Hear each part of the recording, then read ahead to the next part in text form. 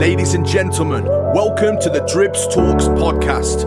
We're bringing it to you real, raw and uncut. A safe place where we can talk about anything and everything. So like, share and subscribe. But most importantly, keep it locked.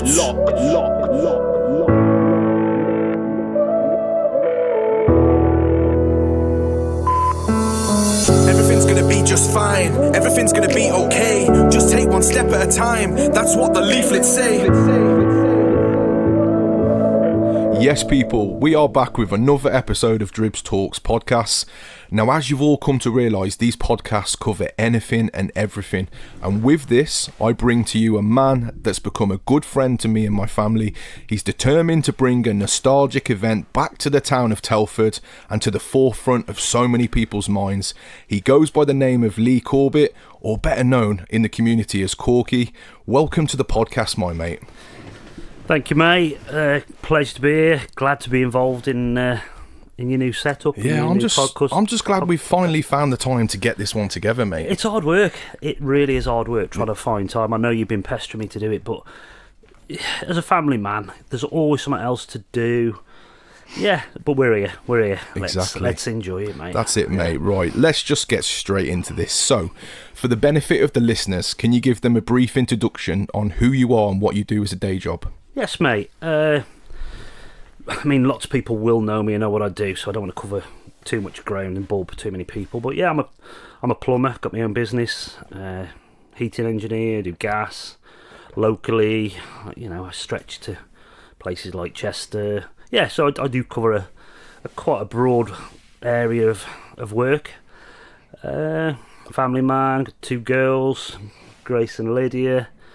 Married man, wife, Claire. Yeah, and it's just family life matters, mate. That's it, mate. So football. I coach a football team, which our daughters. My daughter's finished now, but your daughter's in. Absolutely. Which I love. I mean, I love coaching the girls' football team under 16s. I can always see the passion in you when you're on the sidelines, mate. It's like I can just see that you're driven by wanting to, to help and inspire other people, and that really comes across, mate. Yeah, and it is all about that, mate. It's not about... It's 50% football, 50% just teaching girls just how to live, and, things that they learn at football goes through to their adult lives and careers. Yeah, it's life experiences, isn't it? Experiences, yes. Things that they can just take on through any, with resilience, working within a team. It's all, aside from football, they can carry them things through working with a team when they start employment and stuff like that. So, yeah. It is good, mate. I do love it, yeah. Definitely, mate, definitely. And that's really it. Busy lives, like DJing, obviously, which we're going to touch on in a bit. But yeah, just loving life at the minute.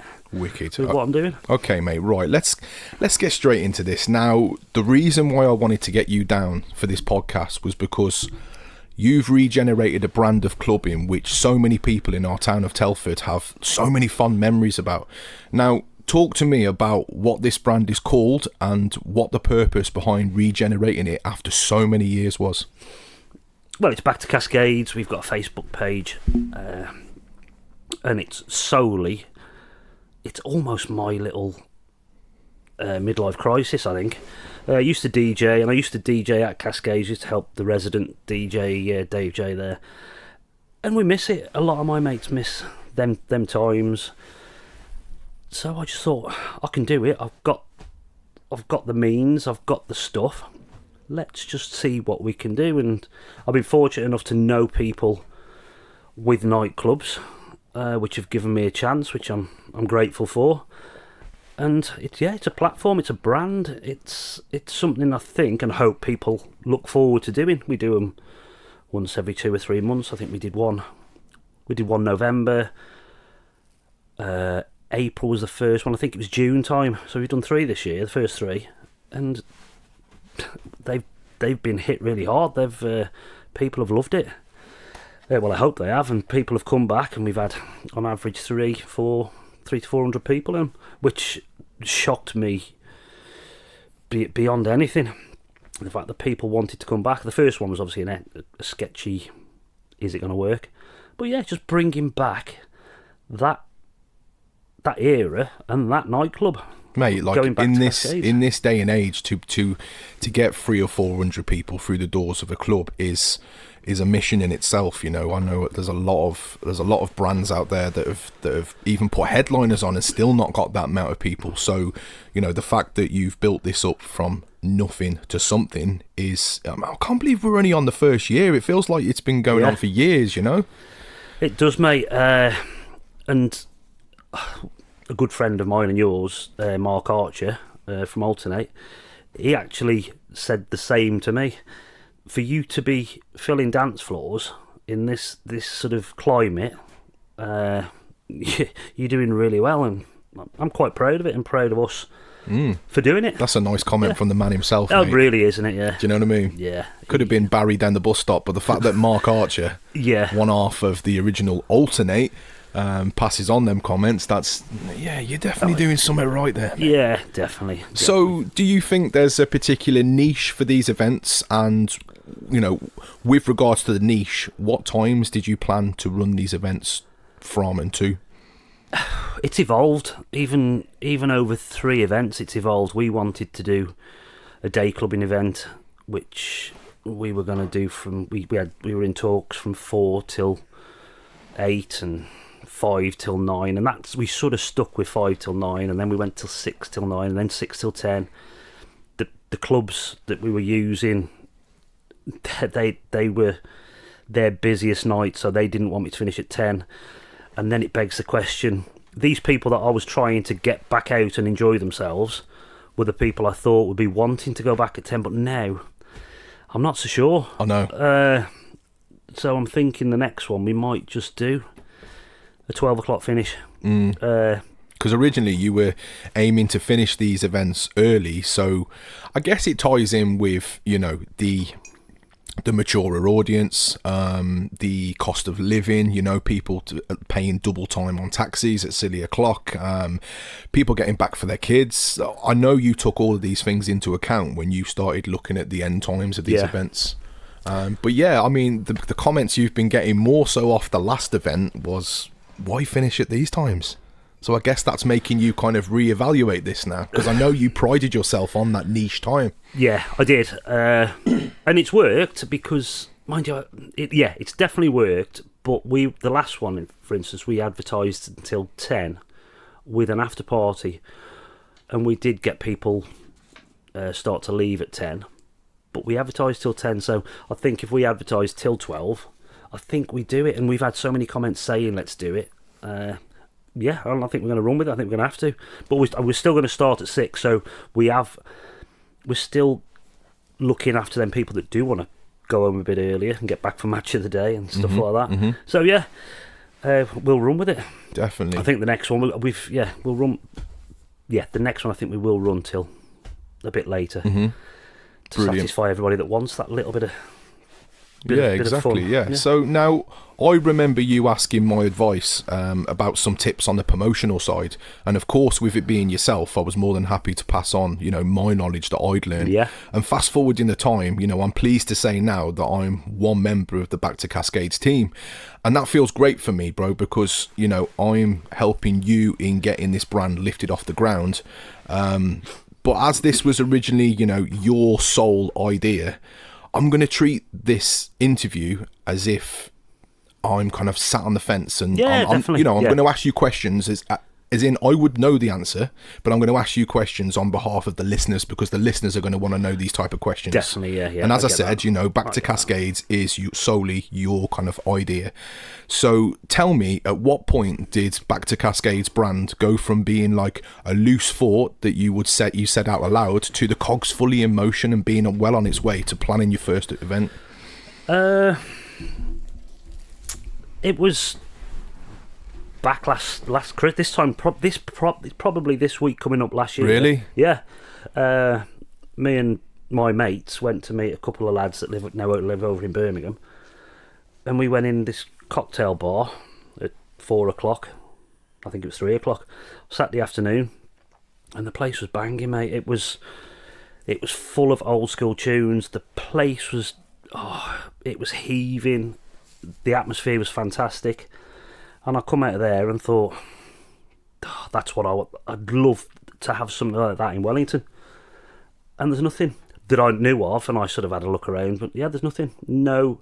And it's a shame, really, because Telford, Wellington, was a great place to be in the late 80s, early 90s. And Telford was a fantastic place to be. But there was nothing, so it was a loose comment to you, to be fair. We've just touched on that about, shall we? I've got my decks, I've got my vinyl. Let's do it. Let's see if we can find somewhere. And then, being a plumber, I was doing some work in Night Fever in Wellington, where I held the first one, and I mentioned it to Eddie Lowe, the owner at the time. Did he fancy it? And it was just pure coincidence and right place at the right time. Me doing some plumbing at Christmas and coming out of Birmingham the week before. Yeah, just a thought, and it's crazy to think it was just, I'll have a go at that, perhaps. And then how do we get it out there? And that's where obviously you came in. Yeah. So like from handling the promotional side of Back to Cascades, our initial thought was to start up a Back to Cascades Facebook page. Now that did better than both of us could ever have imagined, mate. Come on. We're now currently sitting at a community of 2,500 members. Why do you feel that building a community online is quite important these days? It's the only way. I mean, I was a bit sceptical about it before, to start with. I'm 55. I'm no social media surfer. You're 38 now, 38, mate. Yeah. So you've got more of an idea what happens there, and you told me about, let's just do it, let's get it open and let's set this Facebook page up. And I sort of let you run with that. I was all ready to hand out flyers and do it the old way, paste stickers on flyers onto walls and stuff in town, and it just reached a broader audience, more than I thought. Like you say, 2.5K. To be exact, mate, it's 2,257. Yeah, that's crazy. Which is crazy. I mean, I bet 1987, 88 to probably 91 when I was there. It's probably the peak of Cascades before it changed to Athena and things like that. I bet they were getting them amounts of people in there. And for us to set up a Facebook page called Back to Cascades, this is where my mind gets blown. Yeah, this is it, mate. Like, can you imagine if every member of that Facebook page was turning up to your events? Mate, well, I'll be honest, the first one I did, and I think we were on about 700 by the time we'd done no, it was the second one. Right. After the first event, we set up the page, didn't we? And we got to about 600 or 700. That's right, yeah. And I was, what if all these people turn up? Because the first club, Talks with Eddie, down at Night Fever, I remember him saying, we've only got the capacity of 300 or 400 people. And I'm like, no way. What if these every one of these people on? But then you stop and think, and there's people, I mean, we aren't, again, I'm not a big Facebook user, but we're not accepting people from California and Argentina. It is generally people that have got some connection to Telford. Yeah. They might live in Wolverhampton, they might live in Stoke, they might live in, further away, but they're lived in Telford. Absolutely. Or from Dudley, now living in Telford. So it's I'm trying to think of I'm trying to think if I can think of a time when we've had a member of the of the BTC community.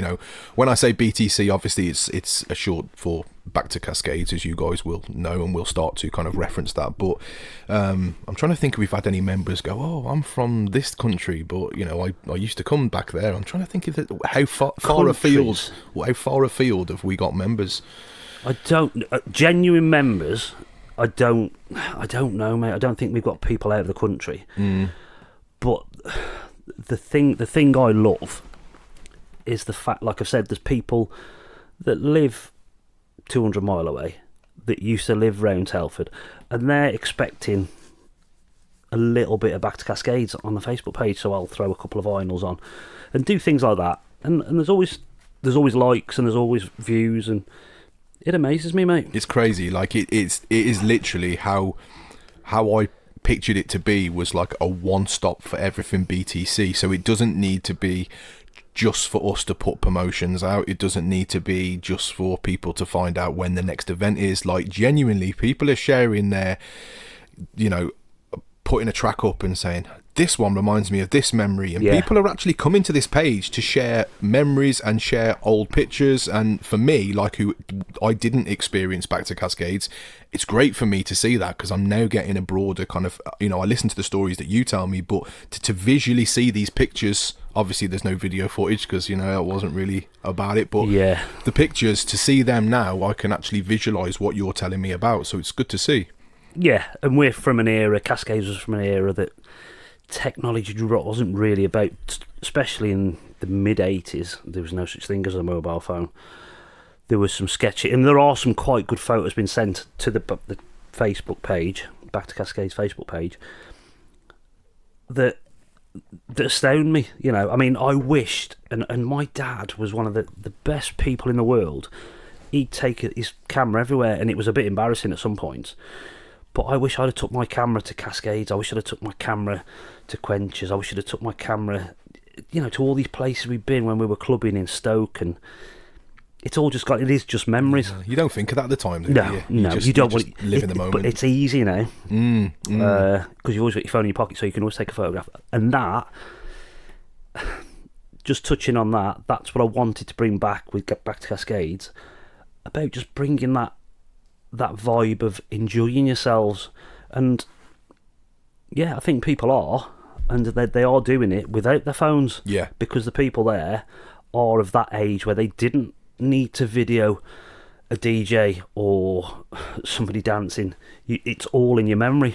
I suppose for like some of the people that used to go to Cascades and get themselves in a right old mess, it's probably just as well they didn't have phones to save their embarrassment. We got away with a lot, and there's a lot of evidence that, you know, we could have got hung up with, realistically. Could have gone viral. Oh, it could. Yeah, I think a few nights out would have gone viral with me and my mates, and of the people of that era. Yeah, but no, it is great when people put these pictures up, and, you know, for us, like, as soon as they put one of these pictures up to our group, that's fair game then. Yeah, we are polite, and we do say, can we use this picture for a post? Yeah. But it's kind of fair game if they're going to put it onto the group, you know. So, you know, we've got a nice little photo album to go back on and see different things, you know. And that is what I was saying. We didn't have it, so the people that come to the page with a photograph of themselves or a photograph of the club, and it's there for everybody to see now.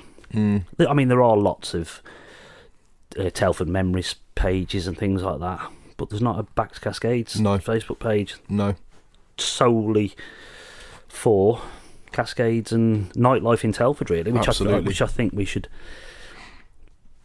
perhaps head down them, which I think it has started to. Yeah, there are different places popping up, and I've asked a couple of times of a weekend, what would you be doing, where would you be going on a Friday back in 1988?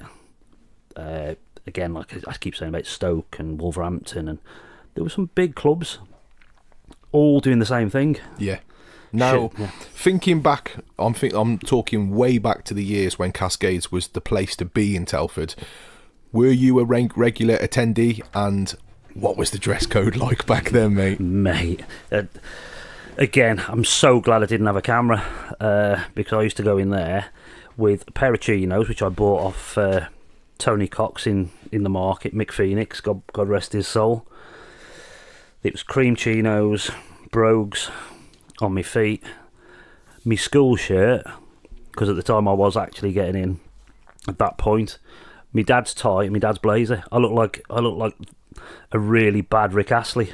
But that, you had to dress up, you had to wear shoes, you had to wear ties, you had to wear... Some places wouldn't let you in without a jacket, a blazer. Really? Or a suit, yeah.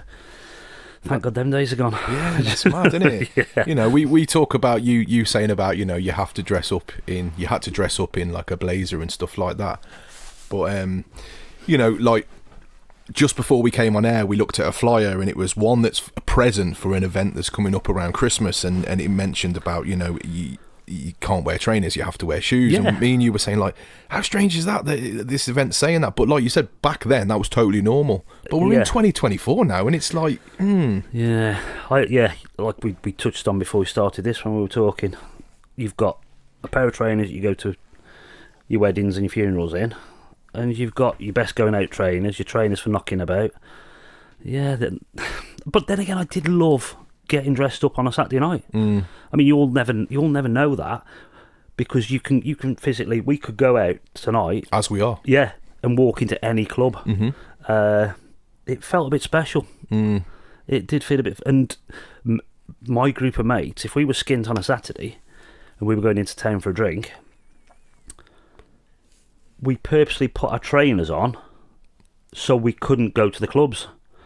But then come 11 o'clock, when the last orders was, we'd be getting taxis back to our houses to get our shoes on to go to Cascades. Wow. Yeah, so it never really worked. Yeah. Crazy. So what was the aftershave scent back then, mate? Give me like 5. I'll give you my favourite, which was Yves Saint Laurent Jazz. Then there was Kuros. I can't think of the top of my head at the minute. There was Dupe. Dupe was a big favourite. Dupe was around back then, was it? Yeah. Okay. Mate, you've put me on the spot a bit there. I can't think of any, but yeah, there was some really great aftershave. Because you did chuck up a post on the back to Cascades asking, and you did get Aramis as well. Yeah, you did get a good input in that. Yeah, that was quite fun. That was one of the better posts. Yeah. Absolutely. Now, Cascades is was the nightclub that most people would refer back to of that area, but was there any other nightclubs at that time within Telford that kind of had the same vibes? No. Cascades was a purpose-built nightclub venue. It had got everything. It got what they classed, it was called Quenchers next door, which was classed as a fun pub. And I think it was Ansell's spent all the money to start with.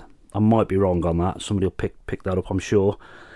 But they spent, in them days, was staggering money to build a purpose-built club for people to go and enjoy. Wow. I mean, you had rumours in Wellington. That was a completely different kettle of fish. Why was that different, mate? You could get into there in your trainers. Right. You could turn up in your jeans there. A bit more loose then, yeah. Yeah, the sticky carpet they used to call it. There was that much beer spilled through fights and drunken fallovers and a bit of blood in the carpet as well. Nice. You know what I mean? Yeah, always adds a bit of character, doesn't it? It was always a bit rough, but a bit rough around the edges. But again, there was a good atmosphere there, really. Because it was your Friday night rumours, and Saturday night was the big one where you hit Telford. Right. Yeah. Because I don't remember it, but I remember people talking of it. At the retail park in Telford, there was a club as well. Is it now the Carpet Place or something Sawyer's? Like that? Sawyer's, yeah, that was a pub. That wasn't a club, that was a pub. So is that like a pre-drinks, I suppose? Yeah, there was there. And was that at the same kind of time? So, yeah. It really was. There was the Mill House. That was another place. I think that was a little bit later on in life, the Mill House, which was, I think it's now Five Guys on the island. Okay, so I mean, I remember the Mill House. So do you? Yeah. So that's a bit. It was drinking. It was always drinks in Wellington. Taxis up to town, basically. Yeah, it really was. It was good. So you and the team at Back to Cascades are currently, you're up to your 3rd event now, which is great, mate. Yeah. And each time you seem to be leveling up. Now, that's in my opinion. Now, talk to me about the process of bringing your ideas to life. Like, which venues did you initially approach? Did you have a venue in mind? Talk to me about the potential venues that you thought of trying. Mate, there wasn't really a venue in mind. There wasn't even an idea. It was just an idea. There was the seed of it was just, like I said earlier, it was Be at One, the cocktail bar in Birmingham. That's where it came from. That Saturday afternoon we were there. And like I said, luckily enough, I knew Eddie Lowe, and he agreed to host the first one and the second one. But then I've had Costas from Club 757. Club 757, which is formerly Pussycats. He'd been asking me since the last event, come and have a go here, and yeah, so the clubs almost came to me. We didn't have to go chasing. It was after the first one, and I'd had a couple of requests from pubs and stuff like that. But as daft as it sounds, mate, after the first one, I think we had 450 people in there. I think there's a few more, if I'm being perfectly honest.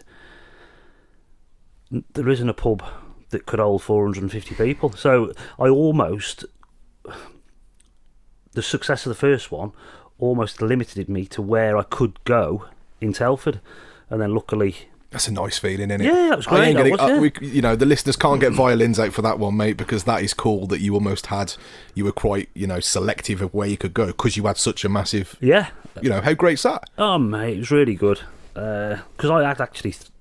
Over the years, I've done a few events in halls that we've hired, and we've had 100 people, and it's generally friends. And to reach out to them, that next circle of people that our friends are telling their friends, and this is where the Facebook page has come in. You're reaching ever decreasing circles. It's crazy. It is. It seems to have just, people are just spreading the word, and you always find that, like, after you've done one event, you get comments of, I didn't know that this was going on. You're like, how did you not know? Because these people post in the Back to Cascades group. They're following it, yeah. And we're relentless at posting in this group, Yeah. So, like, yeah, okay, we've gone a bit quiet over Christmas, but, rightly so. But, yeah, we've been relentless posting, so we're just like, how did you not know? Do you know what I mean? Yeah, touching on that, you're saying about being a bit quiet. We have been quiet. After the last event, it's always nice to just... chill a little bit, because there's a lot of work goes into it. People may look at it and just think we turn up on a Saturday evening, set our stuff up, and no, there's a lot of work goes into it. The advertising, God, yeah, the thinking of things. How can we, look? How's the new flyer going to look? Trying to get a set list together, thinking of vinyls that you haven't got, buying vinyls. It's a big thing, really. Yeah, I always say it takes up a lot of time, so I do like a little bit of a chill out after. Yeah, wind down. Yeah, a lot of the people, my listeners might have heard this from previous podcasts, that, like, anyone that kind of holds events or are involved in events, and this can stretch from holding events to releasing an album. There is so much work that goes into these things. People just pay their money and they walk through the doors and it's all set up in front of them, but they don't realise what the stress, and sometimes it might not be stress, but most of the time there's a bit of stress that would lead you up into opening them doors on that night. It's a lot, isn't it, mate? Yeah, and there's a lot of anticipation, and are people going to turn up this time? Yeah. And they still keep turning up. They do, which is great. Yeah, it is great. Absolutely. So I'm going to ask you a question now that obviously I know the answer of, but I'm asking on behalf of my listeners to the podcast. And You've had this question asked quite a few times on the Facebook page, and that is, did you not ever think of approaching the original venue that Cascades was held in to host your parties? Mate, I've had dreams about it, and we've spoken about it. We tried, didn't we, mate? We did try. We did try and get... which I think it might still happen, just to go and get in there and have a look. Legally, I don't want to be, what do they call it, urban exploring. Urban exploring. We're trying to do it properly, but we do want to try and show the venue. Yeah. We were told by a certain someone, which we won't name drop, but we were told that basically the building is... what would you call it? It's just a shell, a concrete shell. He called it, didn't he? Yeah. He said they did actually say it's pointless you even looking. It's just a concrete shell. But this person is probably in his 30s. He sits behind a desk trying to let properties he don't know what that place was. No, he's not actually from Telford he's not either. actually from He's Telford. in No, the it's far part of Wolverhampton. So yeah, it's not something that he's really interested in. But I would love an hour in there with a flashlight and a camera. Absolutely. Which I'm hoping we can do. Yeah, it was looking hopeful. I contacted, first and foremost, I contacted Telford Town Centre. They gave me, which I didn't think they would, but they gave me the contact number for the agency that were letting it. And yeah, like Lee rightly said, it was a younger lad, and he first off said, why on God's earth would you want to even go in there? And, I explained that rather than putting a tinfoil hat on and breaking into the place, which, we don't condone them kind of things, just to let you know, that, we'd like to just kind of step foot in there and be surrounded within the walls that were originally, the brand that you're trying to lift off the ground. And it was something special. And yeah, it was kind of... Yeah, he said he was going to get back to me, and he hasn't. But I am like a dog with a bone, and I will drop him a message again. But yeah, we must think about that. And me too, mate. But that is the reason why we can't use the original venue. Yeah, it would have been so nice to have put the events on at the venue. If the door, there was a couple of Cascades reunions. That's not the thing. The brand we're trying to build. We're trying to build a memories of Cascades, not a reunion, and I think we're pretty much nailing that.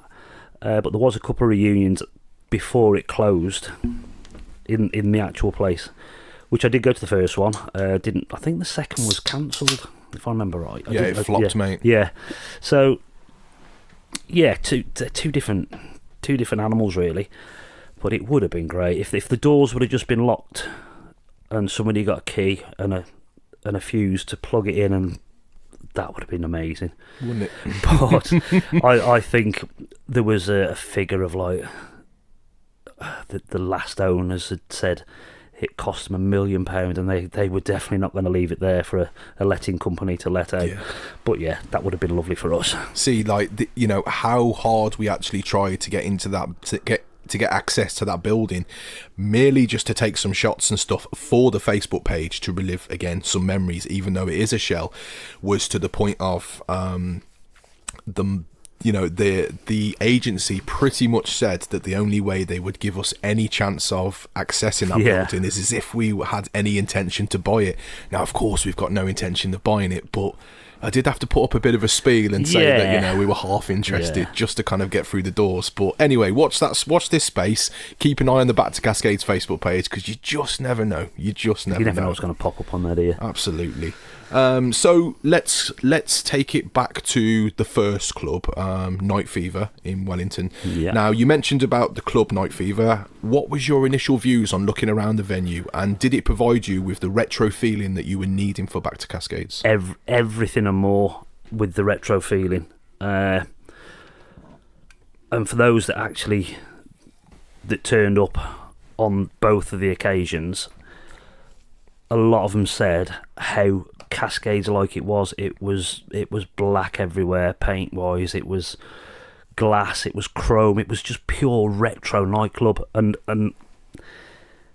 in a really good way. I mean, some retro gets bandied around quite a lot, and it's just another word for old, but this is like retro finish. It was gorgeous, the place was really, and straight away I fell in love with the place.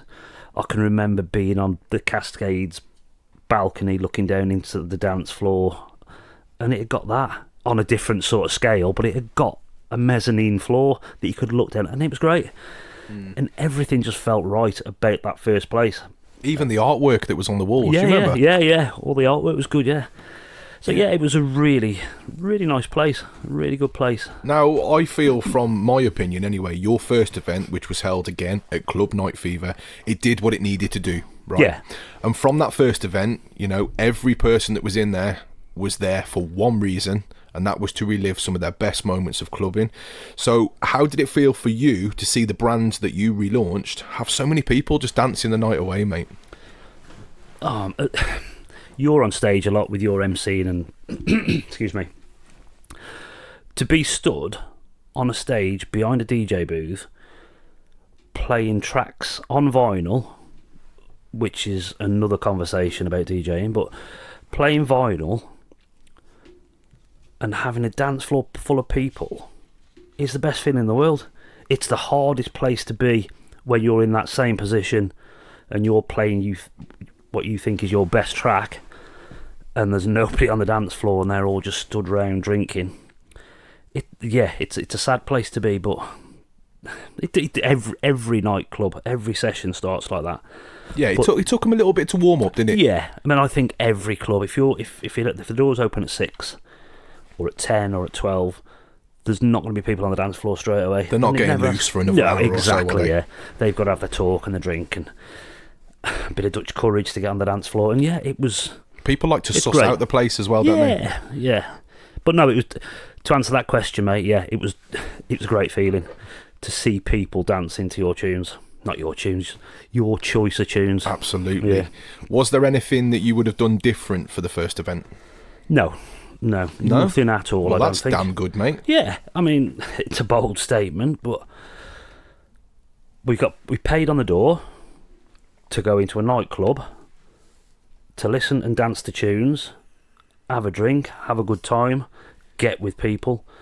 There's not much else that you need to be doing, to be offering. It, in essence, it's all there. Because I know that the management originally were toying with the idea of online sales, and you was quite adamant that you wanted it pay on the door because that can put people off sometimes, you know. And the other thing with that is, Dad, go online and there's another couple of quid on tickets. That's very true. Booking fee, mate. Booking fee. We touched on, the cost of living and people not being able to afford to go out too late because of taxes. You've got to keep that price down as well. And luckily, the club agreed to keep the price reasonable, so people would come out. Them people that have got families and they can spend money better elsewhere in the house. What kind of feedback did you get from the attendees that came to the first BTC, mate? Can you remember? Brilliant, mate. Yeah. Absolutely brilliant, yeah. There's two that sticks out. I know one of them. I know what you're going to say. Go on. The one was a guy, because we'd said from the start we're going to do requests, which is something that you don't get in clubs no more that I know of. And a guy came up to the booth and I went, "You all right, mate, what you after?" And he went, "Mate, I'm just here to tell you this is the best thing that I've done for years." He says, "It's been great and I can get home for match of the day." How good's that? When we were doing the 10 o'clock finish, the 9 o'clock finish. Second one, a couple came up to me. Again, I said, "What you after, music-wise?" And the guy says, "All I've come to tell you, mate," he said, "we've come to a Back to Cascades event.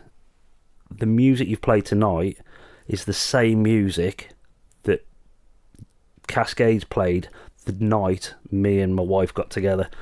And he said, "We've reminisced our hearts out." Job done. Literally. Job done, mate. Yeah, that's all you need, and it's just someone to come and just relive a special moment, and that's exactly what they did. Yeah, 100%. Yeah, mate. that was off my first one, that was one, Yeah. And there was... I can't think, apart from... I'm not going to call them negative comments, because they're constructive comments about... The only thing we had, and we have had issues with, is the time that we finish. We've actually spoke about it just about... Perhaps we should move an hour or two after, but that's the only constructive criticism we've had. And as the listeners can hear, like all this feedback, let's call it constructive feedback, because it ain't negative by any means. No. The fact that you're assessing what they're saying and looking forward and seeing how we can change things to satisfy more people shows that when you're not anal in what you're doing and saying, "Well, I think it's right, so I don't care what anyone else says." Mate, you're assessing it, so that's great. Yeah, and we want to. If you want people to come to your events, you've got to listen to the people and tweak what you think is right. You've got to move with them comments. Yeah, we can't still be doing. What was the first one originally? 6 till 9, 5 till 9, 5 till 9, 5 till 9. We can't keep thinking that's great if people want to. Because the other comment we had as well was, Why so early? I don't finish till 5. So it's a balancing act, but you've got to try and balance it. You've got to try and, right, let's do the next one at 6 till 9, or 6 till 10, the last one, wasn't it? Yeah. And people said, can't we go a bit later? We'll get there. We will get there, mate. Definitely. Now, from the success of your first event, excuse me, you went on to hold a second event in the same venue. Did you have just as many people attend that, or do you feel that there was even more? Mate, I think there was probably about the same. We had issues on that night, which was out of our control. It was a problem with the club's heating. Was it central? Air conditioning. My God, it was like a furnace, wasn't it, mate? Let's be honest, it was like a furnace, wasn't it? Yeah. And that's probably one of the reasons why I did move venue, which we'd agreed with Eddie, because we're trying to build this brand. That could have killed a lot of the brand off, a lot of the Facebook followers, if we'd have gone, yeah, we're going back there. Because there was a couple of comments about it being hot. But then again, we had comments, weirdly, comment on the comment saying, well, Cascades was always hot and sticky, you couldn't breathe in there. You know, so did it help? I don't know. Did it feel like Cascades? Probably did a bit, because everybody was sweating and, you know. But yeah, I think the second one, there probably was about the same, but we did lose a few of the heat. It was just too hot at one point. It had been that baking hot fortnight. And you're in a roof space, basically, an upstairs roof space where the club is, and the place just cooked. Obviously, heat rises, and yeah. The place cooked, but it could have been the fact that I was just playing the hottest tunes out there. Well, it has to be said, mate. It has to be said. Yeah, I did see a couple, you know, maybe 4 or 5 people just... They came to the doors and they, you know, you could tell, well, they even said themselves, I don't want to leave, but it's just too hot in there. I've got to get out. So, we learn from these things. But there was nothing that you directly could have done with that, because you wasn't in control of that aircon on that night. It was just something that happened. And how we've kind of learned from that is assessing to whether, you know, you wanted to keep it at that venue, and would it have made more people turn their nose at it then and go, I ain't going through that again. Definitely. And it wasn't ever a club night at Night Fever. We were trying to build a back to Cascades event. Didn't matter where it was. An event is an event. It's not a club night at a certain club. So yeah, it was all sort of dealt with by us and Eddie, you know, and we did move on a bit, and I've got to be eternally grateful for Eddie and the club. Oh yeah, really, of course. If I hadn't been there that day plumbing, I don't think, like I said, it's just circumstance, right place at the right time.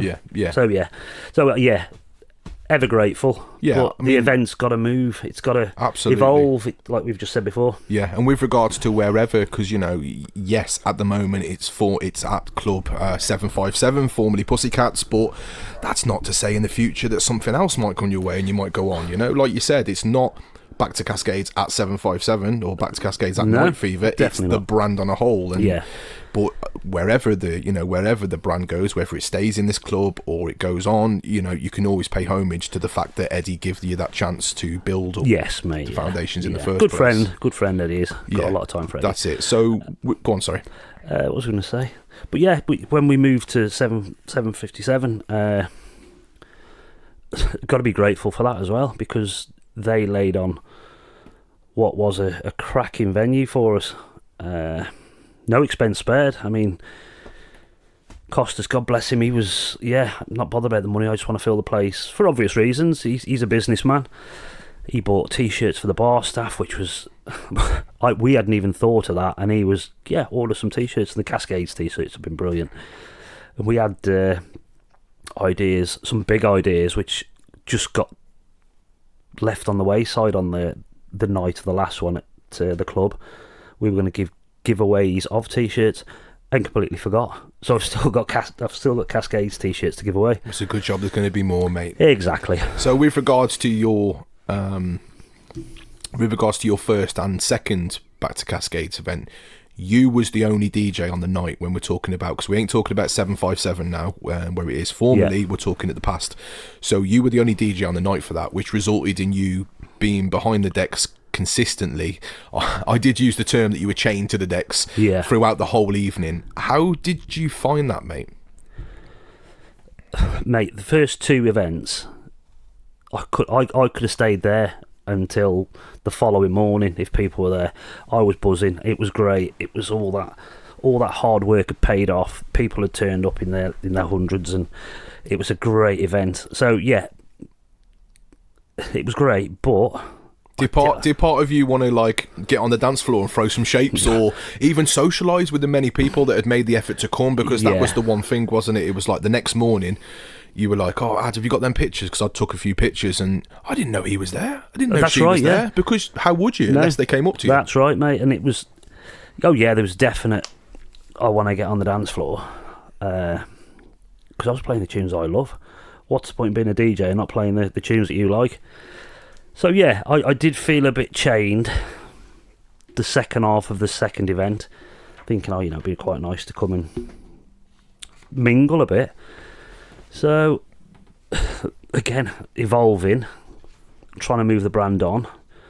Our next thought, I don't know whether you're going to run into this next, is perhaps we get some people, some staff, some DJs from the original venue to come and help hold out. that thought, mate, because that one is coming. Yes. So moving a brand that you've built up to a completely different venue and expecting the same amount of people to attend, if not more, can be a massive risk in this day and age, mate. How did you inform the people that this was actually happening, this change of venue? And did the public welcome the news of a new venue, or did they question your motive on that? Yeah, firstly, it was, how do we get it out there? Our platform. Back to Cascades Facebook page. And that's the sole place that we told everybody about the event and the change of venue. It went down really well. Partly because of the problems we'd had with the aircon in the first club. But yeah, it was smooth. The transition was quite smooth between clubs. Yeah, really good. Probably had quite a few people who were in that incinerator last one going, thank God for that. Yeah. Secretly going, thank God for that. And strangely, 757 said, we have got heating, we have got air conditioning, so come whatever, we can deal. Yeah. So you mentioned about the more recent chosen venue of this 757, which is formerly Pussycats in Wellington. You went for an initial meeting with the owner and explained your aims of holding such an event. What was your initial thoughts upon entering 757, and how did it differ from the previous venue where you first kick-started BTC? Mate, they were almost, and I actually think I used the word to you, it's like a super club compared to Back to Cascades. And I'm not dissing Back to Cascades at Night Fever at all, because we went on about the retro feel earlier on. It was just a different vibe, it was a different feeling, it was a modern club. Now, initially I had thoughts thinking this isn't going to work because it wasn't a retro feel. But what is a retro feel when you're trying to present 80s stuff? It's the music in it. It's not the venue, and it was a struggle really to. Yeah, it was hard to deal with because I thought we got the perfect place in Night Fever. But yeah, it's such a nice place. What was formerly Pussycat 757. It's such a lovely place. It's modern. It's I was going to say use the word clean. Night Fever wasn't that clean. It's upmarket. It was yeah. It did appear upmarket to me. Did you say the word level up? I did. Yeah, leveling up. I think we leveled up a bit. I think we moved on a bit. So yeah, we'll be definitely doing some events there in the future, and we have got other ideas as well. Where we're taking this brand. It doesn't have to be a nightclub, which we have got some things in the pipeline and some thoughts, should I say? Not things in the pipeline, but we've got thoughts about moving on and changing it up a bit. Yeah. Like to me, the event at 757, your first one, which was event number 3 at 757, that to me was a complete success. How much planning went into organising that event at the new venue? And I guess social media definitely did play a part in that. But how much planning between yourself and the rest of the team to get that event up and running at that venue? The same as we touched on before. There's a lot of planning, lots of organisation. Speaking to the club, speaking to Costas, what can we do? What do you want from us? What do we want off the club? Logistics, costs, times, staff. That's not really any of my problem, but as a Back to Cascades promoter, it all has to be took into account. It all has to be. It all has doesn't to be matter whether about. It's yours or not. It has to be took into account. Yeah, doesn't you it? don't just turn up at a club at 6 o'clock, open the door, and expect to have it there.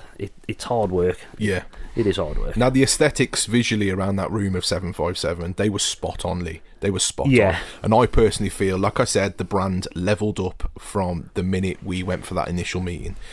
What fine details did you take into consideration when you moved BTC brand across to 757? In what way, mate?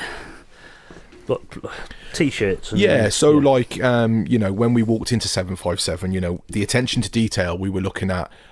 For example, Costas mentioned we can get the bar staff to wear T-shirts. The TVs. Yeah, oh, mate, that was... Yeah, and that's... all them little fine details that made it different to that last venue. It's things that we hadn't thought about. And got to be thankful to Costas for that, because you said about the screens, so me and you set about, well, more you really, set about setting a slideshow up so people could stand at the bar while they went for a drink and looking at these pictures. It created a real good atmosphere. It did, something man. Different, something really different. That was effective, and it took me, after getting the pictures off the Back to Cascades group, because like I said, them pictures were fair game, putting them into a slideshow from an app on my phone, half an hour, obviously no music, and just putting them on a rolling kind of effect. And then how many, 3-4 plasma TVs, 3 behind the bar, 1 massive plasma behind yourself. My God, that was brilliant, mate. That was so effective. And wasn't that that postcard which I took a photograph of, which said something like, "Put your phones away and dance"? I loved that. That was off a notice board at Grace, my daughter's halls. Yeah, that was brilliant. Yeah, and just things like that. That needs to be BTC's motto, mate. Almost, yeah. Put your phone away. And who was I talking to this week? A mate of mine, Joe Stinton, at the football yesterday at the match at Telford. He said he'd heard of a club, and I think it was in Manchester, where if you take your phone in, they put a black sticker over your over your camera lens. Yeah. Wow. And then just explain that that night will be on the socials. So you don't need to worry about photographs. Yeah. You'll be there. And to be fair, mate, whether they'd seen the screen and that post, I mean, you couldn't miss that screen, let's face it, because, you were at the forefront of the venue, and then that screen was huge that was behind you. And, whether they took notice of that or not, or whether it was just an era thing, but there weren't that many people that were recording. In fact, me getting a little bit of footage on the evening, because the flash photography with the smoke machine wasn't happening, so to get a few photographs on my phone, I almost felt guilty having my phone out, because there weren't many people that did, which was great.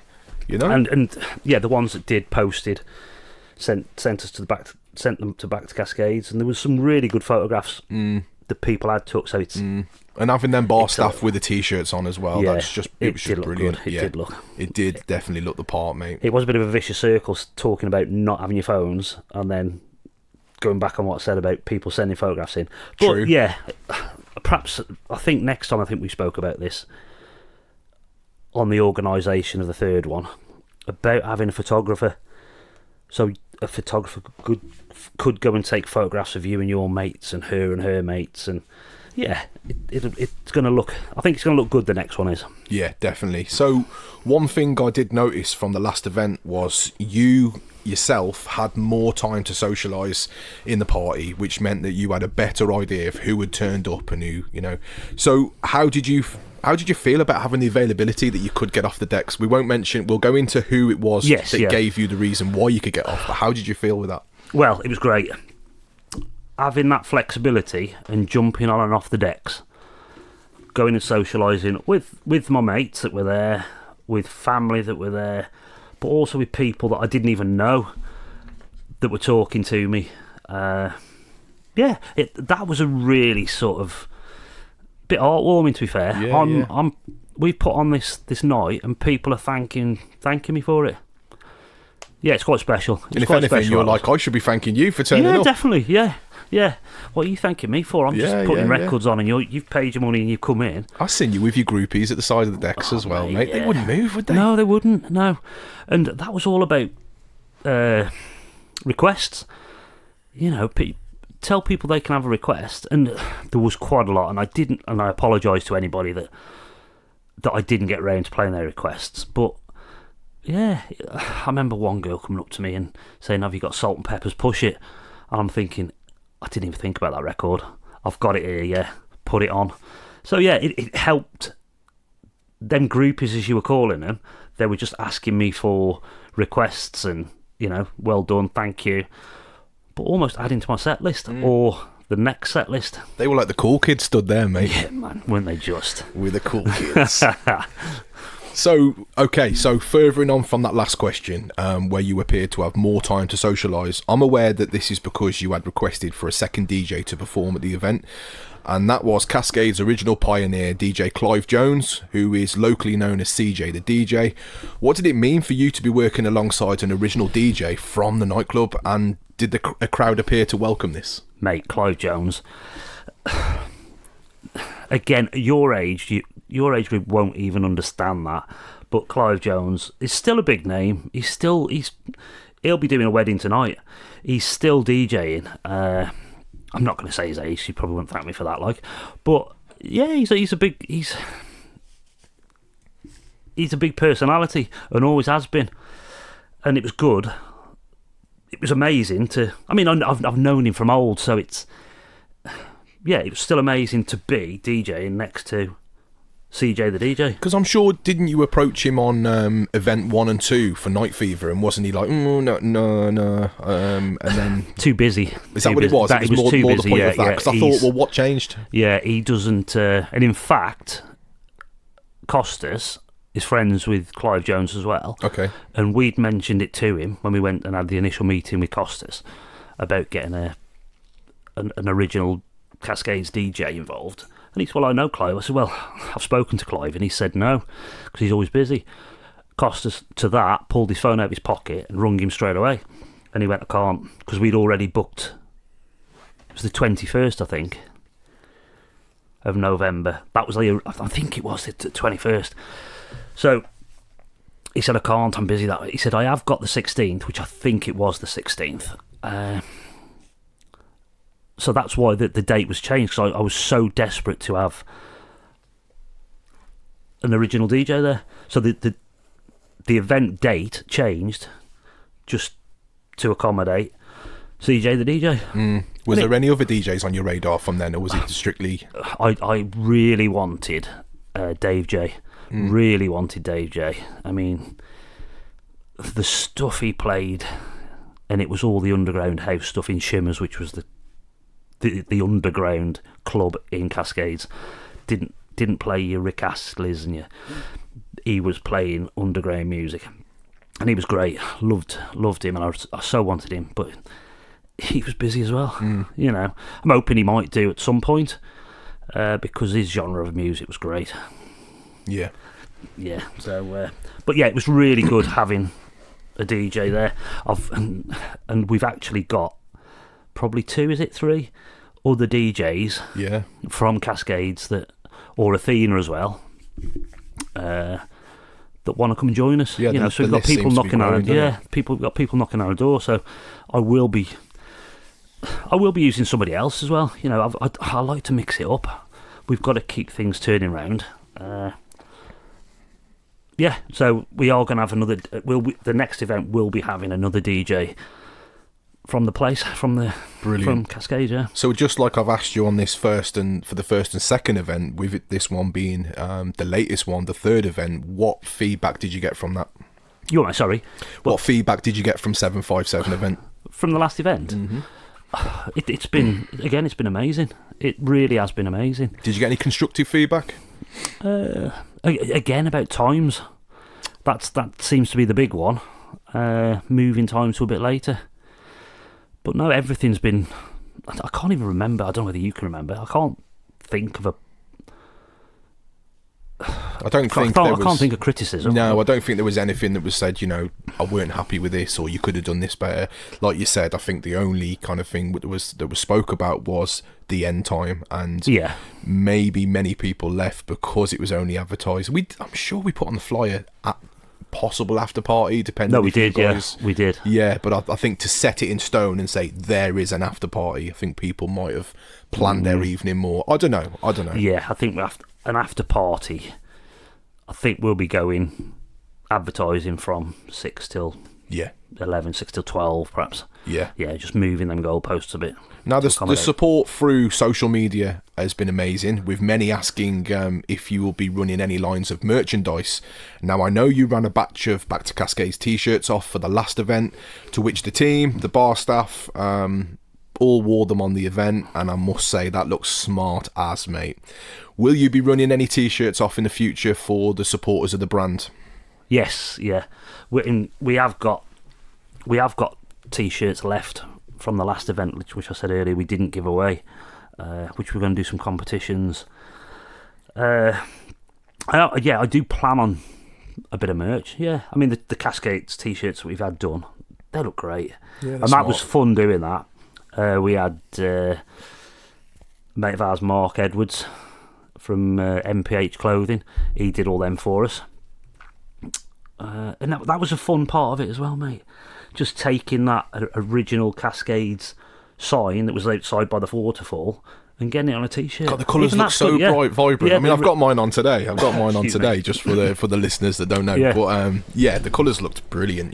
Even for me, who never experienced Cascades, I just like the way it looks. Regardless to whether I knew about the event, I like the way the t-shirt looks. And don't you think? I mean, clubs now have got amazing names. There's some big names, and like you look at Ibiza and the club names over there.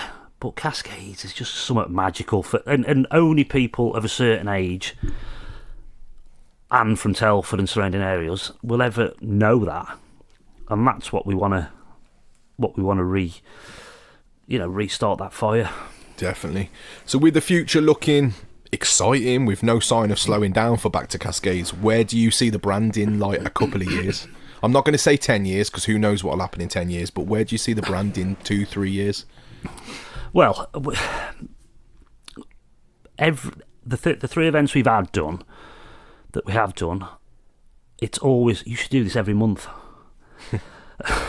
There's risk of overkill, though, in my opinion. Definitely. So it isn't ever going to be a monthly thing. It's certainly not going to be an every weekend thing. We're just gonna roll with what we've got at the minute. We've got some ideas coming up, which I'll be honest, aren't club events really. They're party events. Exciting times. I tell you what I would love a tent at a festival. That's what I would love. I mean, you've done Heel Festival, and I've been lucky enough to go there with you and be involved in your music and your passion. And it's starting to get, there's more genres to that festival, and we did speak about something there, which is only talks, but something like that would be great, because that Heel Festival especially, excuse me, got such a cold last week. It's still on my chest, mate. Sorry. I could see. That's probably would be my next goal. Hitting a festival, a couple of hours in one of the dance tents. We did speak about this, and it's been, as far as I know, it's been took to the board for a meeting, but it's looking quite hopeful. I'm not going to say it's set in stone, but they mentioned the words of a BTC power hour, which would be brilliant if you could just run something for an hour in one of the tents. That it would be great. Moving on, that would be. I could aspire to that. I could really get involved in that. But not knocking what we've done in the last 3 events. It's successful. It's nostalgic. It's lively. It's friendly, which is a big thing. There's been no trouble there, and the people that are our age, they don't want to be fighting and getting leery. They just want to go and enjoy a bit of music, Definitely. and a bit of socialising. And that is, if I'm ticking them boxes, we've done our job. Yeah, that's it. Even if it ended tomorrow, you could just go, we've done what we succeeded. Everybody to do. goes home safe, gets home at night, and the following morning can say, guess where we were last night? Yeah, exactly. And it has happened. You walk in the supermarkets. It was Aldi. I think it was the second event. There was 2 people on that same shopping trip. Mate, that was great. People I know, obviously they weren't strangers, but they were like, that was great last night. That was great. That is what I love. Yeah, exactly. From my stupid little idea and our little conversation, I'm getting people in Aldi's and supermarkets, and this was great. Yeah, really good, mate. So we are taking it to different levels. We've got different thoughts, and the future's looking pretty good. Definitely. We've got ideas. We're not going to stay stagnant. Yeah, get your thinking cap on here then. If you could have 2 artists, past or present, to perform at Back to Cascades, who would it be and why? I've actually I've sort of stalked a couple of people on Instagram and not got anywhere. You know what I'm going to say. I'm going to say Mark Archer, aren't I? Because I've just touched on Shimmers. 1991, Mark Archer and Alternate and all that rave scene and the dance scene was massive, and that's one of my big passions. So I said about being next to Clive Jones. If I could get next to Mark Archer and share a set with him, would be amazing. On your own brand as well. On my own, and him coming into our brand, yeah. Just to throw this one out there, obviously Korky is a big fan of Mark Archer, and I think it was an audio tech in, so shouts to the audio tech lads in Oaken Gates, I think it was, Oaken Gates, Telford, and Mark Archer did a set there, and I'll never forget that, mate, as long as I live. I'll never forget. That was a good night. Honestly, I was like, should we go behind the decks? And you were, because Mark was on, and you were like, nah, let's not pester him, let him do his set. And then halfway through, we were like, sod it, let's just go. And mate, I was like a kid in a candy shop. I'm behind the decks with Mark Archer, mate. Yeah. It doesn't get much better than that. Yeah, and it's got to the point now where, without sounding like, big-headed in any form, Mark has become quite a friend to both of us now. Yeah, he's... Yeah, I was going to say he's at arm's length, but he isn't. He's at the festival last year. We spent a big amount of time with him just talking, and I was actually talking about the Hitman and Her to him. And he was like, no, I forgot about that, Korky. And the guy he was with, his management, was it? So that's his wife, Nikki? No. There was a guy with him, not Nikki. Oh, sorry, I don't know. And I can't remember who, but I'm sure he was something to do with his management. Right, okay. And he basically, his ears pricked up, and they just started talking about, can I talk about what he'd said about the Hitman and Her? Yeah, it's uncut, mate. Go for it. Mate. Anything goes. So I'd mentioned to him about the Hitman and Her, and he was just like... Just explain to the listeners about the Hitman and Her, for the listeners that don't know. Right, so back in the 80s, the Hitman and Her was Pete Waterman, Michaela Strachan. They just had a bloke with a camera, a microphone each, and they used to tour these clubs around the country. So it'd be a thing that you come in from, if you hadn't been out clubbing, it was a programme. It's on, I don't know what channel it was on really, mate. But yeah, it was just Pete Waterman, Michaela Strachan in nightclubs, just showing the country's nightclubs. So I mentioned this to Mark Archer, and he told this story, and it was it's funny. He said that Michaela Strachan, and he was on the Hitman and Her. He was live in one of these clubs. So he'd met Pete Waterman. Pete Waterman. Michaela Strachan. They did the interview with him, and then Michaela Strachan ran off. Now this is a time, this was like 1991, where there was a massive acid house basically hit, and it hit with a vengeance. And attached to that was a big drug scene, and this club, Mark Archer and his mate were saying that there wasn't anybody in there that wasn't on drugs, and Michaela Strachan was just petrified. So every bit that they did on the show, she'd come out with Pete Waterman, stand with a microphone in under a chin, talking, going, yeah, and the next act and this music. And as soon as the camera shut off, she ran off into this little office where they'd given them as a backup room. So yeah, Michaela Strachan, I can't remember what club it was now. Eclipse, I think it was called. Yeah, so quite a funny story. I'm not probably giving it the justice it should, but Mark Archer was saying that she was petrified.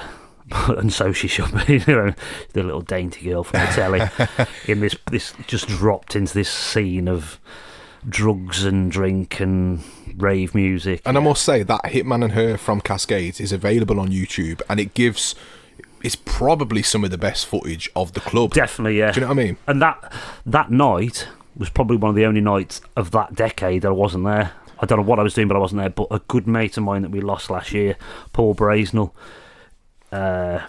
he was on that episode, and for years I was so jealous and annoyed that he was on there and I wasn't. Yeah, so yeah, it was a good series. So that's Mark Archer then. So there's your first one. You got a second one? God, I did talk then, didn't I? No, it's good. Mate, do you know, I said I'd stalked a couple of people. I'd actually asked Jazzy B from Soul to Soul. I messaged him. Haven't heard anything back.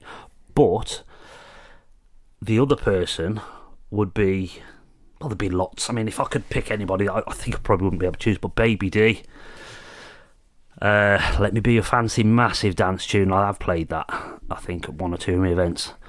And a lot of these acts are now, they are actually doing nightclubs and events. So somebody like that. Yeah, somebody like that, really. Have you had any joy with Baby D? I haven't, mate, no. Because I have spoke to her a couple of times. So you have, haven't you? Maybe we could drop that in there at some point, mate. Yeah, so just, I mean, that would be amazing to have. Prices first and foremost. Well, this is it. It'd be nice, wouldn't it? Yeah, and these people, they charge what they're worth, you know what I mean? They're big names, and it's just trying to get that cost into an event. That's the be all and end all of it. Yeah, cost. But yeah, there'd be some great acts I'd love to work next to, and a lot of them are out there now. Yeah. There's a resurgence in the music and the culture, and yeah. Have you ever thought of branching the BTC brand from the clubs to the airwaves? There could be like a real gap in the market for the maturer audience to listen to their favourite Cascades mixes while they're doing their day-to-day chores. Yeah, there's always the lives, but I've actually been approached by a radio station, an internet radio station, to perhaps come and do a couple of sessions, a couple of hours with them, just playing the Back to Cascades music and new music, obviously new, different music to what I'm playing at my events, but all of the same era, which would be really good. And I'm into it, and again, it's time. I am trying to find some time for that, because that'd be good as well. It'd be great. Yeah, radio DJ, hey, nightclub DJ, in like 12 months. Yeah, literally. Yeah, it's not like this has been over 5, 6, 7 years. This is 12 months. Like. Yeah, and I do say that, but I did used to DJ, but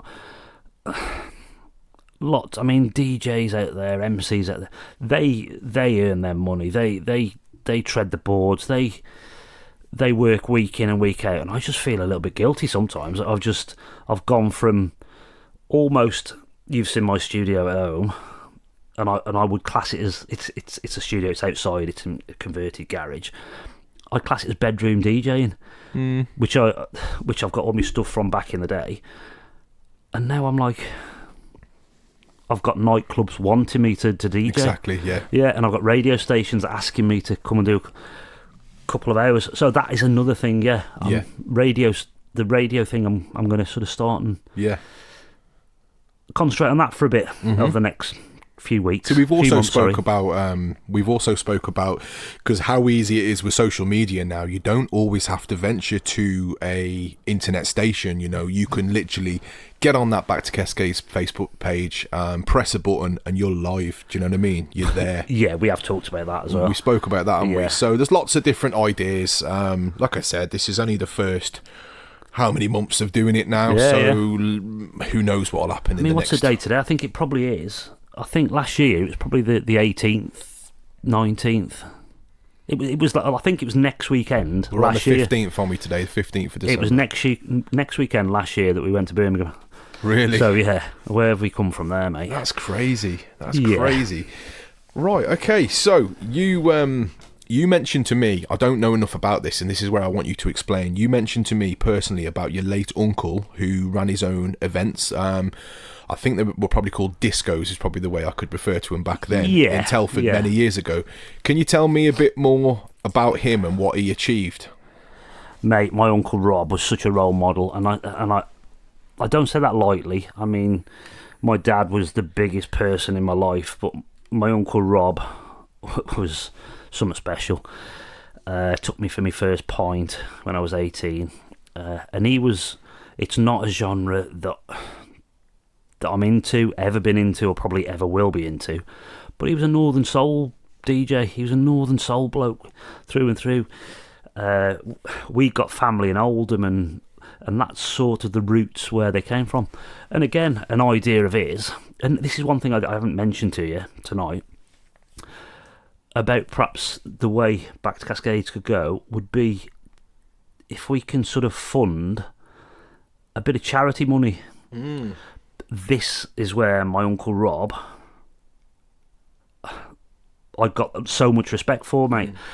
He used to organise, and weirdly enough, mate, I've told you this before, Night Fever, he did an event at Night Fever, I can't remember what it's called then, a charity do for one of his mates, one of the Raganessi brothers, who had died. So he was doing a charity event for Heart Foundation or something like that, I think it was. And the following night, he had a heart attack and died. Himself? Himself. Jeez, Lee. No, mate, that cut me up. And still does.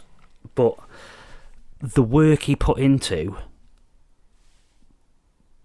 putting these events on, these Northern Soul charity dues, and he got big name DJs from the Northern Soul circles, and it's sort of doing what I'm sort of treading the same board. In fact, I've stood behind the same booth that he was doing his Northern Soul stuff at Night Fever. This is what I mean. How does it feel to be following in his footsteps to a certain extent? I didn't realise that he actually DJ'd at that same club. Mate, I've got photos somewhere. In fact, I might put a photograph on Back to Cascades. That makes it even more super special, mate. Yeah, it was. And I, weirdly enough, the first one, I think they've been to all of them, the first and second one, definitely. I don't think they were the third one. My cousins, Greg and Drew, my uncle's two lads, they've been involved in a couple of the decisions we've made for Back to Cascades. It's Greg's dad, right? It's Greg's dad, yeah. Right, yes, right. You've got it, mate, yeah. Yeah. So they've been to a couple of my events. And I'd said to them, to be in, as we call him, the big man's shoes, has been an honour. And he was a funny guy, mate. He was a really funny guy. Big Telford United fan. The end of season ball that Telford put on, they have a marquee on the pitch for the awards night. Excuse me again, mate. My chest. So my Uncle Rob is got tickets for this, and then has this thought similar to what I did with Back to Cascades. I wonder what they do with this tent on Sunday night. And he's talked to a few people from Telford, and they said, yeah, we have to hire it for a weekend. He says, how's about I fill it on the Sunday night? We'll do a charity Northern Soul do. Rob, that's a great idea, Telford United said. And he'd done a couple of events for him, I think. But this one, mate, he called this event, and it was flyered up and it was promoted everywhere. Northern Soul Night, he actually called it Soul Intent. Nice. Nice, I like it. You know, the thinking behind that, and that's sort of something that only my Uncle Rob, I'd imagine, would ever get, else it wouldn't have ever come out if he hadn't thought of that. But yeah, he was an amazing bloke, mate. And he spoke at our wedding. And I'm going to go a little bit off track here. That's fine. But he was a speaker.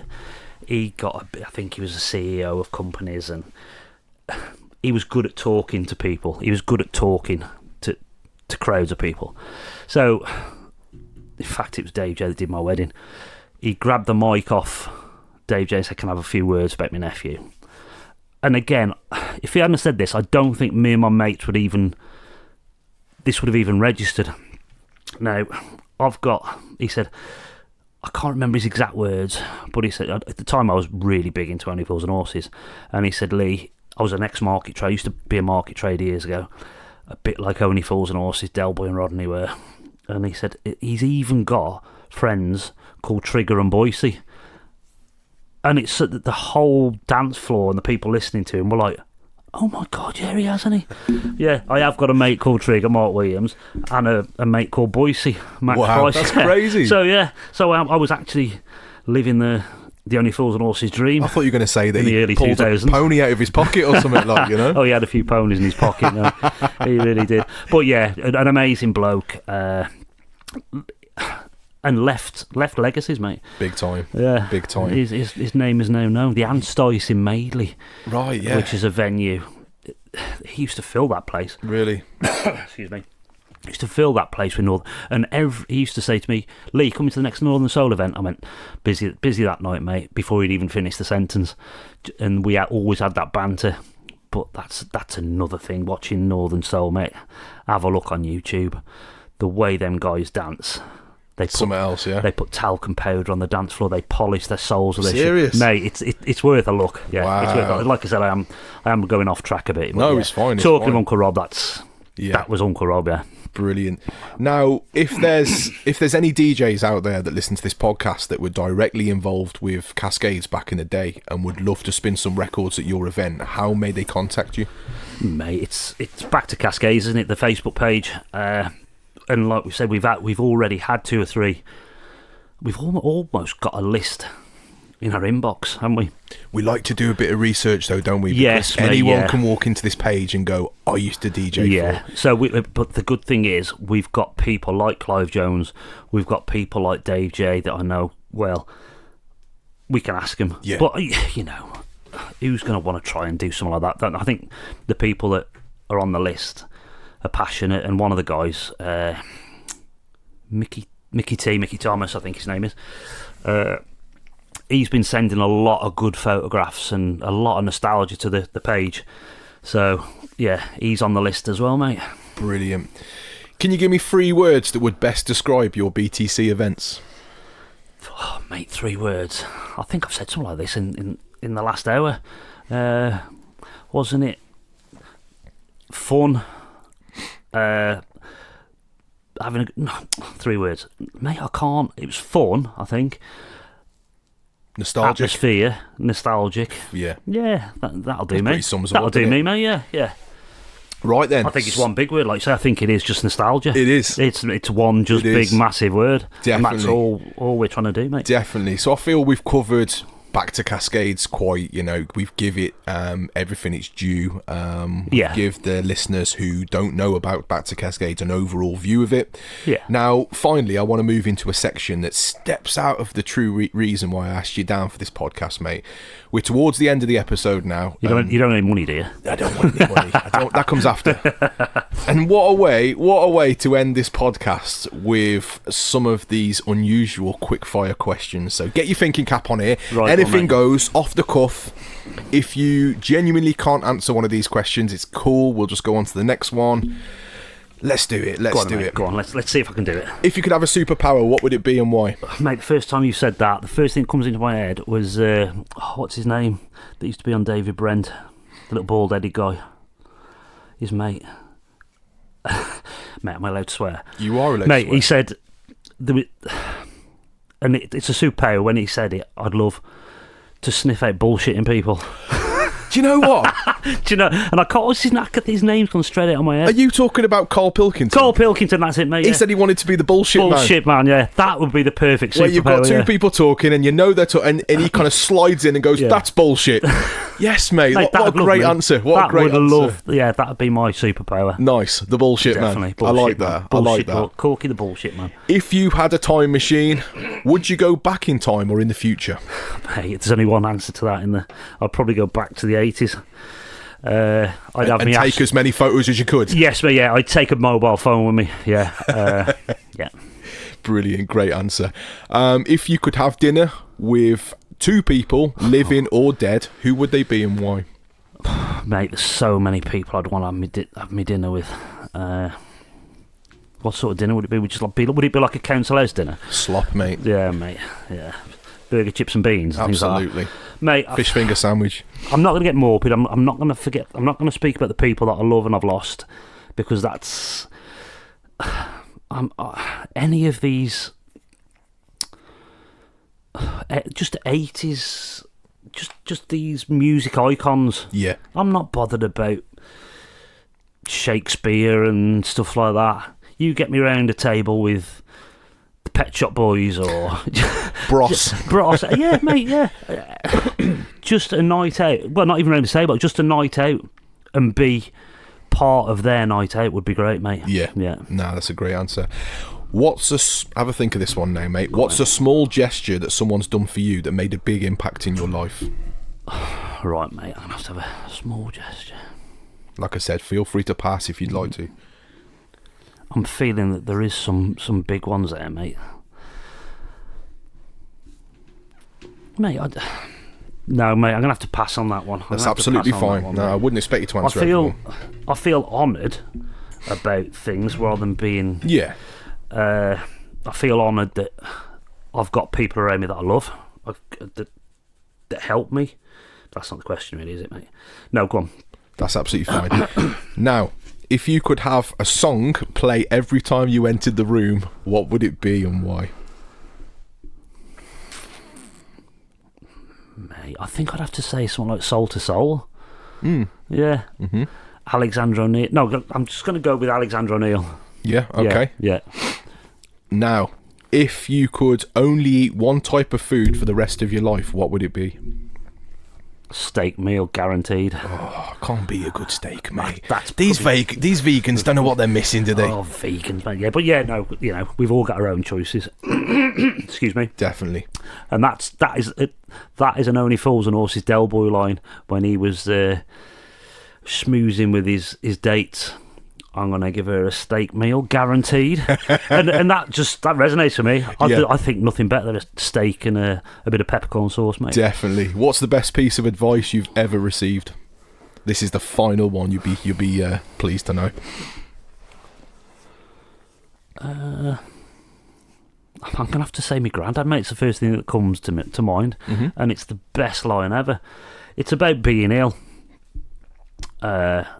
And he always used to say to me, it's pointless having a day off when you're bad. You might as well have a day off when you're well and enjoy it. That's great. And what have I said this week, mate? Yeah, you've pulled yourself through, haven't you? Yeah, I've dragged my ass to work. Mm-hmm. What am I going to do? Lying at home? That's true. Have a day off when you're well. Skive, basically. I think he's basically telling me to skive. I like it. Basically telling me to skive. My granddad was. Yeah, drag yourself to school with a bit of a cold. That's a great bit of advice. Have Monday off when you're better. Yeah. Totally with you there, mate. That is a big, big line, that is. Definitely. So, we have come to the end of the podcast. I want to send a massive thank you to everyone that's been listening. Thank you to Korky for joining me in the hot seat for this episode. And for the listeners, if you want to check out Back to Cascades, please feel free to head over to Facebook. Is it back_to_ Yes, Cascades? That's it, mate, yeah. Yeah, so Back to Cascades on Facebook. You won't miss it if you put it in the search bar. We are on Instagram too, although the following just ain't quite there with Instagram. No, it isn't. But apparently that's an overall thing. It's really hard to get the algorithms going with Instagram. Okay. So yeah, don't be too disheartened on that one. But yeah, if anyone wants to check out the Back to Cascades community. We welcome old members, new members. Even if you never experienced Back to Cascades, if you'd like to be part of a community that's ever growing and always evolving, please head over to that, give it a follow. Thank you for joining me today, mate. Thanks for inviting me. I've enjoyed this. No, you're welcome. Yeah, sitting on a settee talking to your mate. It's a bit cold in here, yeah, but right, yeah, it's been nice, mate. Sitting talking. There's nothing better than that in life, mate. Definitely. Sitting with your mates, having a chat. Definitely. Well, it's been an absolute pleasure, and yeah, as I said to everyone, please get yourself on the page, give it a follow, see what we're all about. My advice, if you haven't been to a Back to Cascades yet, even if you never experienced it, because like I said, I was too young to experience it, please grab yourself a ticket to one of these events. If you like, am I going to say retro music? Am I not? Yeah, would you say retro? If you like retro music, you like all the old bangers, come and experience it. Come and experience these events. It's good. You've got to come and try it out. Yeah, and we're not just saying that because, you know, it is genuinely a good vibing, safe space that you can have a great night. And the proof's in the pudding. Just ask all the, you know, the people that have attended previously, because the proof is in the pudding. So once again, it's been Dribbz Talks. Thank you so much to everyone that rolls with me with this. All the good stuff. Like, share, please subscribe. I'm getting a lot of views on the Spotify channel, but not a lot of people are subscribing to it. So if you can hit that subscribe for me, because I am trying to grow this platform, and we've got so many guests to come next year. So many guests. I'm really excited for them. So yeah, it's been Dribbz Talks podcast. Thank you so much to everyone for listening in. Ladies and gentlemen, welcome to the Dribbz Talks podcast. We're bringing it to you real, raw and uncut. A safe place where we can talk about anything and everything. So like, share and subscribe. But most importantly, keep it locked.